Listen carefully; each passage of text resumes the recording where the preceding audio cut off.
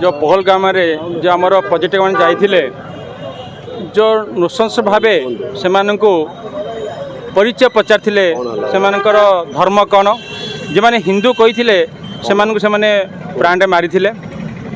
तेणु ये जो दुखद कथा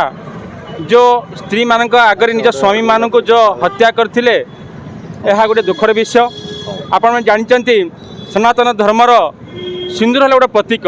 कहीं गोटे स्त्री सिंदूर पिंधे तार स्वामी वज्र रखापी तार स्वामी आयुष बढ़ापी से आगरे जो बड़े हत्या कले यह गोटे दुखद कथा। तेणु जाओ सरकार ये जो सिंदूर को सम्मान दे जो अपरिस्थिति सिंदूर रखिंट यहाँ गोटे सनातन धर्म गोटे स्वागत योग्य जहाँकि जो आमर भारत संस्कृति जो परंपरा रही सिंदूर महत्व से किसी बुझी ना आर जवाब इटार जवाब पथर से आज आमर तीन सेना तथा आम यशस्वी प्रधानमंत्री देती आम स्वागत योग्य। आमर खुशी खबर यही युद्ध में आमर दुईटी लेडीज से सामिल होती से युद्ध सामिल कर सफल कर तेणु एभली आम पाकिस्तान को चेतना दौचे जे सिंदूर महत्व कौन से जानतु जो आज माँ आम भौणी मैंने आज आखिर लुह गढ़ी